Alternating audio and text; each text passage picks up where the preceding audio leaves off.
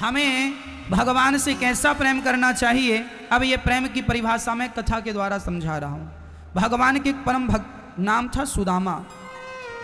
बहुत गरीब थे सुदामा जी। इतनी गरीबी पर भी फटे फटे कपड़े पहनते सुदामा जी। सुदामा जी की पत्नी माता सुशीला जो साड़ियां लोग फेंक देते थे वो उठा कर ले आती। साड़ी फट जाती, सिल लेती, साड़ी सड़ जाती, जरा से झटके में फट जाती, सिलती रहती और सिल सिल कर साड़ी पहनती रहती। एक साड़ी खरीदने की भी हैसियत नहीं थी। सुदामा जी के घर में अन्न का दाना नहीं था। गरीबी तो बिल्कुल चरम सीमा पर थी सुदामा जी के यहाँ। पेड़ की छांव में घास की झोपड़ी थी, माटी के कुछ बर्तन थे, बस यही संपत्ति सुदामा जी की। लेकिन ऐसी गरीबी में भी उन्होंने साथ नहीं छोड़ा। किसका? किसका मेरी मां? भगवान का। ऐसी गरीबी में भी वो भगवान का दिन रात भजन करते। सुदामा जी एक बार भीख मांगने गए पड़ोस के घर, भिक्षाम देही, कोई नहीं निकला। जब समय बुरा होना मैया तो मांगने से भीख भी नहीं मिलती है ना। दूसरे घर में गए, उन्होंने कहा भिक्षाम देही, उस घर से भी आज कोई उत्तर नहीं। तीसरे घर गए, भिक्षाम देही, आज वहां से भी कोई भीख नहीं मिली। चौथे घर गए, वहां भी नहीं। पांचवें घर गए तो जरा से चावल मिल गए। चावल लेकर, अच्छा सुदामा जी का नियम था 5 घर ही मांगते थे, 6वें घर नहीं जाते थे। मिल जाए इन 5 में तो ठीक, नहीं मिले इन 5 में तो उस दिन भूखे सो जाते थे, पर 6वें घर नहीं जाना, ये नियम था उनका। 5 घर मांग कर आए। पत्नी ने कहा बताओ क्या लाए हो, बच्चे बहुत भूखे हैं। सुदामा जी चावल पकड़ाते हैं, ये मुट्ठी भर चावल मिले हैं। सुशीला मुट्ठी भर चावलों को मिट्टी के बर्तन में डालकर पकाती है और जब पक गए तो उनके बच्चों को मुट्ठी भर चावल कितना होगा, बच्चे खाने के बाद भी कह रहे हैं माँ भूख लगी है, माँ भूख लगी। उनको ही खिला दिया, खुद के लिए तो कुछ बचा नहीं। सुदामा जी आज पानी पीकर सो गए, पर पानी पीकर सोने पर भी सुदामा जी ने भगवान का धन्यवाद देना नहीं छोड़ा। हे कन्हैया तेरा बहुत बहुत धन्यवाद। सुशीला बोली क्यों जी, आज तो खाने को भी कुछ नहीं मिला, आज काहे का धन्यवाद दे रहे हो अपने श्याम सुंदर को।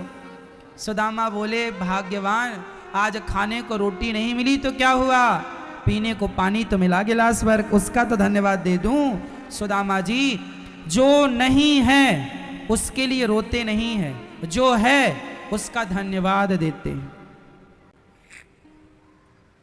सुदामा जी कुछ ना होने पर भी भगवान से प्रसन्न थे, और आज के आदमी के पास बहुत कुछ होने के बाद भी भगवान से देखो कितनी शिकायतें होती हैं, भगवान तुमने ये नहीं दिया, वो नहीं दिया।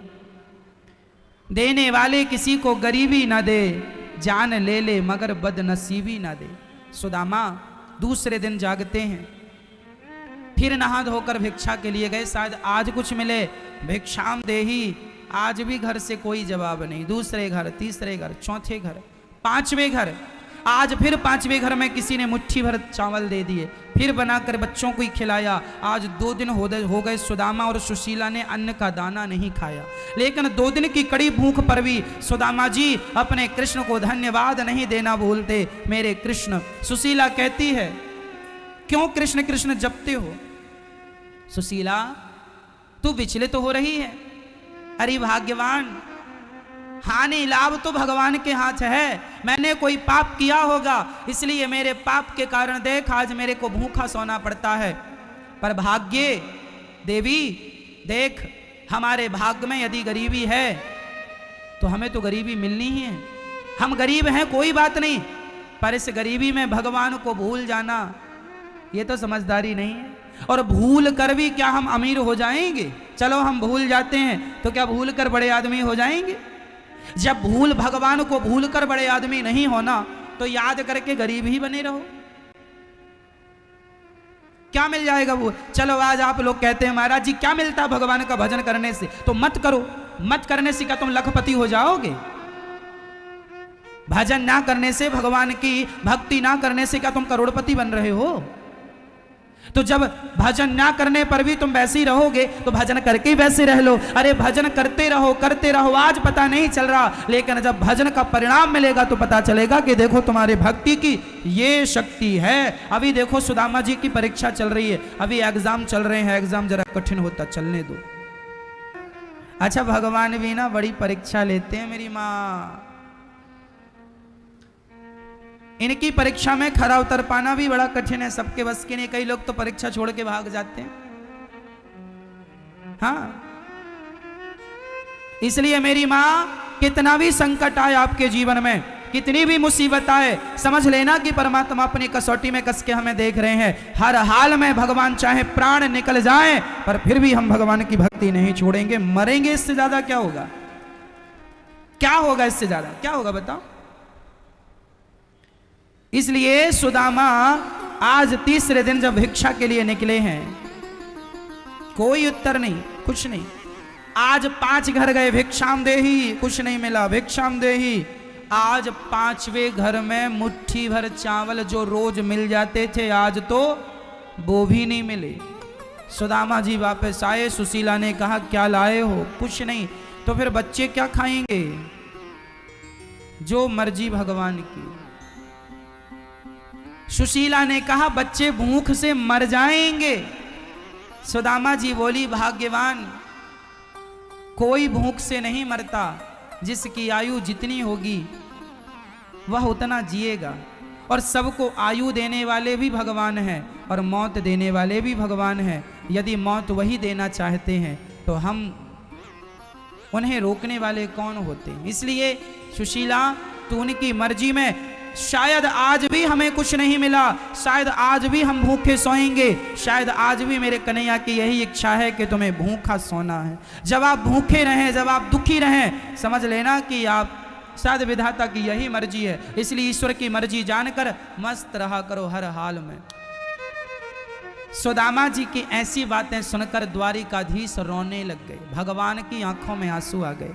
रुक्मणी जी ने देखा कि आज भगवान रो रहे हैं, पूछ लिया द्वारिकाधीश क्या हुआ, क्यों रो रहे हैं? भगवान ने कहा आज मेरे सुदामा को 3 दिन हो गए, खाने को अन्न का दाना नहीं मिला, लेकिन देखो ना उस हाल में भी वो मेरा धन्यवाद और मुझे भजता है। रुक्मणी जी बोली तो आप ऐसे भक्त की दरिद्रता गरीबी मिटाते क्यों नहीं?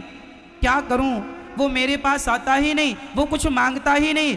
मेरा भक्त मुझसे कुछ मांगे तो मैं उसे दूं, अरे मांगता ही नहीं, मैं क्या दे दूं? क्या दे दूं? याद रखना भक्तों, यदि हम मांगेंगे तो हमें उतना ही मिलेगा जितना हमने मांगा है, पर नहीं मांगोगे तो भगवान वो देंगे जिसकी तुमने कभी कल्पना नहीं की। तुम्हारी कल्पना, तुम्हारी सोच, तुम्हारे विचार, इनसे परे देंगे भगवान। हम तो वही मांग सकते हैं जो हमारी हैसियत है, हमारी तो एक लिमिट। ईश्वर तो बहुत कुछ देने की हैसियत रखते। सुदामा जी की हालत देखकर भगवान को रहा ना गया और आज भगवान स्वयं ब्राह्मण बनकर के सुदामा जी के घर आ गए और आज भगवान ही भीख मांग रहे हैं। किनके घर, जिनके घर कुछ नहीं है, भिक्षाम देही। सुशीला तुरंत बाहर निकलती है। ब्राह्मण देवता आप आए हैं, स्वागत है आपका, पर मेरे घर तो सूतक लगा हुआ है, आप मेरे घर कैसे भीख लेंगे, भिक्षा लेंगे? अच्छा, ब्राह्मण बोले, वो ब्राह्मण कोई और नहीं भगवान थे। भगवान बोले अच्छा तुम्हारे घर सूतक किस बात का लगा? बच्चा जन्म, सूतक 2 बार लगता, कोई मर जाए तो, कोई बच्चा जन्म ले तो तुम्हारे घर कौन सा सूतक लगा है, जन्मने का या मरने का? कह दिया सुशीला ने महाराज मेरे घर में जन्मने का सूतक लगा। अच्छा, कौन जन्मा है, बेटा की बेटी? कह दिया सुशीला ने महाराज ना बेटे ने जन्म लिया है ना बेटी ने जन्म लिया, मेरे घर तो गरीबी ने जन्म लिया। गरीबी इतनी है कि आप आए हैं, आज मेरे घर में अन्न का एक दाना नहीं है, आज बच्चे भूखे हैं, मैं आपको क्या भिक्षा दूं? हाँ, एक काम करो ब्राह्मण देवता, आप बैठ जाओ, मैं आपको 1 गिलास पानी लाती हूं। सुदामा जी की पत्नी सुशीला ने जल दिया और भगवान बोले आपके पति को आप द्वारिका क्यों नहीं भेजती, उनके मित्र तो द्वारिकाधीश हैं। आज पता चला सुशीला को कि मेरे पति के मित्र द्वारिकाधीश। सुदामा जी आए, कहती हैं क्यों जी आपके मित्र द्वारिकाधीश हैं? हाँ। तो आप जाते क्यों नहीं, कुछ लाते क्यों नहीं? सुदामा बोले, अरे भाग्यवान, सारी दुनिया भगवान का दर्शन करता है, करती है, और मैं उनसे कुछ मांगने जाऊं? अरे भीख ही मांगनी है तो मैं अपने मोहल्ले में मांग लूं, भगवान से भीख मांगने जाऊं? ना, मुझे अच्छा नहीं लगता भगवान से कुछ मांगने में। सुदामा जी कहते मैं गरीब अच्छा हूं, पर मुझे देखो सुशीला मांगने में अच्छा नहीं लगता। वो तो मैं ब्राह्मण हूं, तो ब्राह्मण का कर्तव्य है कि भिक्षा मांगे, तो मैं पड़ोस में मांग लेता हूं, वो ठीक है। सुदामा जी 4 मुट्ठी चावल सुशीला पड़ोस से मांग कर लाई, बांध कर दिया, जाओ, मांगने ना जाओ तो दर्शन तो कर लो। सुदामा जी दर्शन के बहाने चले, और जब चलते चलते 2-4 किलोमीटर चले, थक गए। किसी से पूछा, भैया ये द्वारिका कितनी दूर है? सामने वाला हंसने लगा, अरे भैया आप कभी द्वारिका नहीं पहुंच पाओगे। क्यों नहीं पहुंच पाओगे? द्वारिका बहुत दूर है और आपके शरीर की हड्डियां दिखने लगी हैं, आप नहीं पहुंच पाओगे, शरीर में इतनी शक्ति नहीं है। सुदामा बोले, भले नहीं पहुंच पाऊंगा, पर चलना मेरा काम है, मैं चलूंगा, पहुंचाना ना पहुंचाना स्वयं द्वारिकाधीश का काम है। मैं चलूं तो सही, उनके लिए मैं अपने कदम बढ़ाऊं तो सही, मिले ना मिले उनकी मर्जी है, पर मैं चलूंगा तो कभी कृपा तो करेंगे। सुदामा चले, द्वारिकाधीश देख रहे थे कि मेरा मित्र आ रहा है। गाड़ी लेकर द्वारिकाधीश वहां से सामान्य रूप में जाने लगे। कहा, बाबा कहाँ जा रहे हो?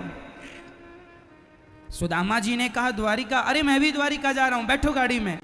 जब आप भगवान के रास्ते पर चल पड़ेंगे ना भक्तों, तो किसी ना किसी रूप में भगवान ही सहयोगी बनकर आएंगे और आपकी मदद करेंगे। सच्ची कहता हूं, आज तक आपकी मदद जिन जिन लोगों ने की है, समझ लेना कि उस रूप में भगवान ही आपकी मदद करने के लिए आए हैं। यह ईश्वर की ही मर्जी है कि वो आपकी मदद करें। नहीं, आज के ज़माने में कौन किसकी मदद करता है? इसलिए आपकी कोई मदद कर दे, आपको कोई सही रास्ता बता दे, समझ लेना कि वह ईश्वर ही इस रूप में आकर आपको बताकर चले गए। भगवान ही है वो, बस देखने देखने का फर्क है। सुदामा जी पहुंचे द्वारिका, और जब द्वार पर पहुंचे, द्वारपालों से कहा कि भैया हमें द्वारिकाधीश का दर्शन करा दो। द्वारपालों ने जाकर के कहा, ठीक है। द्वारपाल चले और भगवान से कह रहे, शीस पगाना जगा तन में आही जाने को आही बसगे ही गामा, तुझी पति सी लटी दोपहर पाए हो पासन की नहीं शामा। द्वारे खड़ो तुझे धुन भल एक रहो चौकी सोह सुधार विरामा, पूछत दीन दयाल को धावा बतावत आपनो नाम सुदामा, पूछत दीन दयाल को नाम बतावत आपनो नाम सुदामा। सुदामा नाम सुना, द्वारिकाधीश सिंहासन छोड़कर दौड़ पड़े। सुदामा सुदामा दौड़कर भगवान ने देखा कि मेरा मित्र आया है, हृदय से लगाते हैं, सुदामा जी के गले लगते हैं। और सुदामा ने कहा, कन्हैया तुमने आने में बड़ी देर लगा दी। तब श्याम सुंदर ने कहा, सुदामा मित्र देर मैंने नहीं लगाई, देर तो तुमने द्वारिका आने में लगा दी, बड़ी देर लगा दी मेरे मित्र, बड़ी देर। ले जाके भगवान आसन पर बिठाए, नेत्रों के जल से चरणों को पखारा, एक एक अंग को जब देखा कि सूखा पड़ा है, चरण सूखे हैं, रक्त गिर रहा है, भगवान ने नेत्रों के जल से चरण धोए हैं। मेरी भाभी ने मेरे लिए क्या भेजा है, मांगा है, 2 मुट्ठी चावल पोटरी भर कर दिए। भगवान ने पहली मुट्ठी खाए, सुदामा बड़े स्वादिष्ट चावल हैं। दूसरी मुट्ठी चावल खाते हैं, मित्र बड़े स्वादिष्ट चावल हैं। तीसरी मुट्ठी खाने लगे तो रुक्मणी जी ने हाथ पकड़ लिया, सरकार आप ही सब खा लेंगे तो हमारे लिए क्या बचेगा। कहते हैं ना भक्तों, जब भक्त इतना सा देता है, जब भक्त इतना देता है भगवान को, तो इतने के बल पर भगवान बहुत कुछ देते हैं। 2 मुट्ठी चावल सुदामा ने दिए तो 2 लोकों की संपत्ति भगवान ने, तुम्हारे देने की देर है मेरी मां। सुदामा ने भगवान को क्या दान दिया? बोलो, अन्न दान दिया। क्या दिया? अन्न। इसलिए अन्नम ब्रह्मा, इसलिए अन्नदान सर्वश्रेष्ठ दान है। सुदामा जी ने अन्न दिया, 2 मुट्ठी देते हैं तो 2 मुट्ठी के बदले भगवान ने कितना कुछ दिया। बस मेरी माँ, जब आप परोपकार के लिए 2 मुट्ठी देते हैं तो उस 2 मुट्ठी के बल पर भगवान बहुत कुछ दे डालते हैं। इसलिए आज हमें सुदामा की तरह भगवान के चरणों में कुछ मुट्ठी समर्पित करनी चाहिए। कुछ मुट्ठी का अर्थ यह है, आप जैसे हैं, जिस योग्य हैं, जो सामर्थ्यवान बनाया ईश्वर ने, जिनको जैसे बनाया उस प्रकार से, जो यहाँ गौरी गोपाल वृद्धाश्रम में माँओं की सेवा चल रही है, संतों की सेवा चल रही है। जैसे देखो सुदामा जी ने भगवान से कुछ लेने तो आए नहीं, देने आए, और जो देने के भाव से आता है भगवान स्वयं उसको अपने आसन पर बिठाते हैं, सिंहासन पर बिठाते हैं। भगवान उसे राजा बनाते हैं जो भगवान की शरण में जाता है। और अन्न दान दिया सुदामा ने 2 मुट्ठी।